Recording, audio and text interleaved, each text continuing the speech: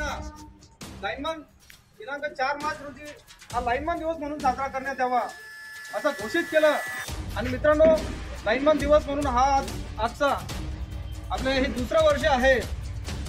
उशिरा का होईना आपल्या तांत्रिक कर्मचाऱ्यांना न्याय मिळाला म्हणून आजचा हा तांत्रिक कर्मचाऱ्यांचा एक लाईनमन दिवस म्हणून या ठिकाणी साजरा करण्याचं त्या ठिकाणी केंद्र सरकारने घोषित केलं।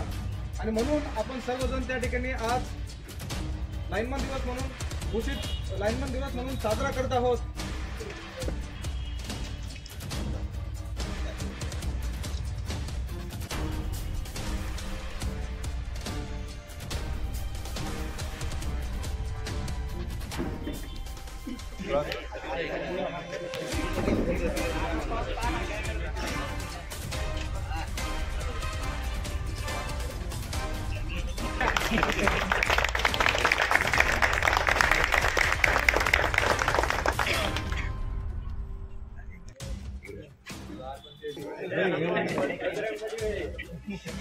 गणपती मागे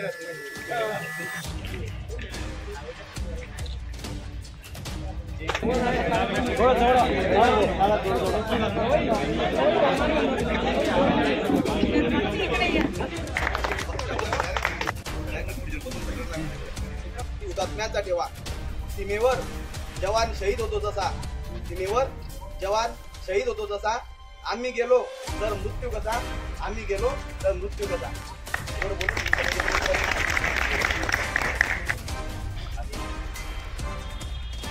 जो दिवस आहे वाहतूक आपल्यासाठी अभिमानास्पद आहे।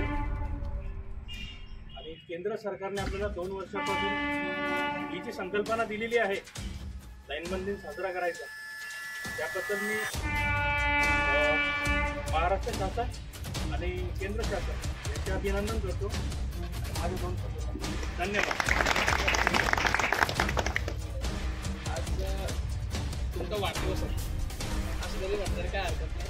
तसं प्रत्येकाला आमचा पत्रकार दिन जातो आणि पत्रकाराने आम्हाला सगळ्यांना तसं आपल्याला शुभेच्छा। एक लाईनमन म्हणून काम करत असताना तुम्ही जेव्हा फील्डवर काम करता तेव्हा अनेक संकटांचा सामना आपल्याला करावा लागतो। प्रथमतः आपण दुपारी रॅली घेतली, पतोरा शहरातून रॅली काढली आणि त्या रॅलीतून आपण आपला संदेश दिला आहे की लाईनमन हा कोणत्या कोणत्या प्रकारे आपण संविधानावर ठेवून आपलं काम करतो, रात्रंदिवस आणि त्याच्या डेडिकेशनला काम करतो, त्याच्यात शॉपिंग घेऊन काम करतो। ह्या आपल्याला परिसरामध्ये आपल्या नागरिकांना सुद्धा कळलं पाहिजे। या हिशोबानं आपण सूचना दिल्या, त्याचे कॉम्प्लेक्स आपण त्या ठिकाणी आपल्या ठेवले।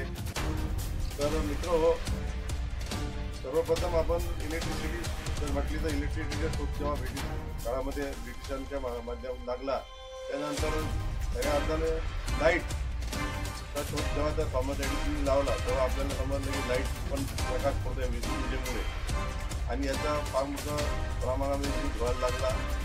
आणि या प्रथमतः इलेक्ट्रिक जनरेटर होते आणि इलेक्ट्रिक जनरेटरद्वारे निर्मिती होत होती आणि छोट्या छोट्या कंपन्या आपल्या देशामध्ये होत्या।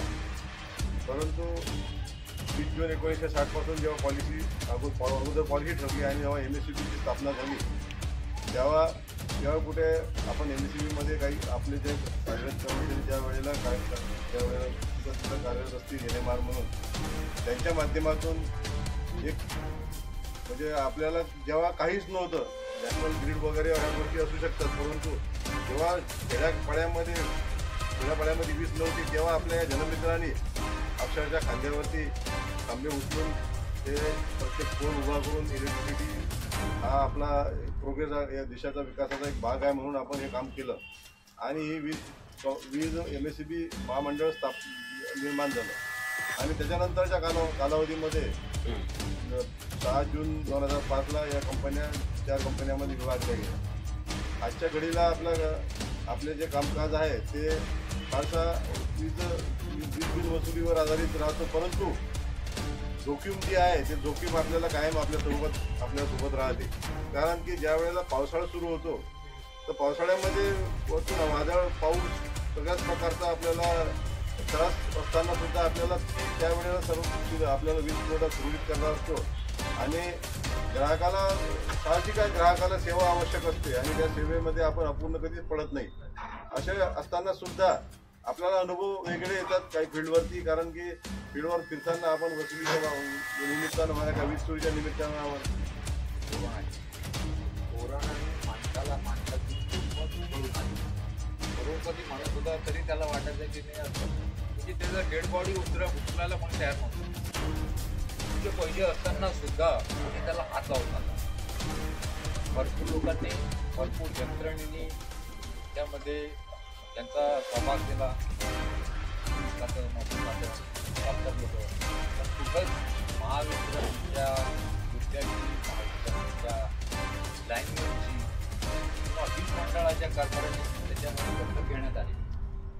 हे खरंच हे दुखण्यासारखं आहे, पण तो आपली पाठ आपण नाही खपून घ्यायची. लोक आजही म्हणतात कुठलेही ऑक्सिजन प्लांट इथं पगार विजेचं चाललं नाही आणि दॅट टू आपल्या लाईनमॅन स्टँड करून शहरामध्ये पुणा नागपूर मुंबईमध्ये 2-2 दिवसामध्ये 4-4 किलोमीटर लाईन उभी करून ते ऑक्सिजन प्लांट त्यांनी टायमाच्या आत सुरू केले. तरी लाखो लोकांचे जीव त्यांनी वाचवले. माझा लाईनचा ऊर्जा दूत आहे. त्यापेक्षा मी जाऊन पुढे सांगेल की माझा लाईनमन देवदूत आहे. यांच्यामुळे लाखो लोकांचे जीव त्यावेळेस वाचले. त्या कर्मचाऱ्याची आणि सीमेवर काम करणाऱ्याच्या त्यांना शहीद म्हणता येतं. पण आमचा अपघात केला तर लाईनमॅन एक्सपर्ट झाला या भाषेत बोलला जातो. समाजामध्ये आज 14 स्तंभ तुम्ही पत्रकार बंधू आहेत, त्यामध्ये भावना लोकांची आता समजून घ्यायला पाहिजे. तुम्ही याबद्दल आमच्याबद्दल लिहायला पाहिजे की नाही हा सुद्धा कर्मचारीच आहे. त्या टू त्या जेव्हा बॉर्डरवर युद्ध होतो तेव्हा समोर सैनिक दिसतोय, पण माझा कर्मचारी जेव्हा खांदा जातोय किंवा लाईनवर काम करतोय तर ती अशी वीज आहे की ती डोळ्याला सुद्धा दिसत नाही. इतका भयानक धोक्यामध्ये तो काम करतोय.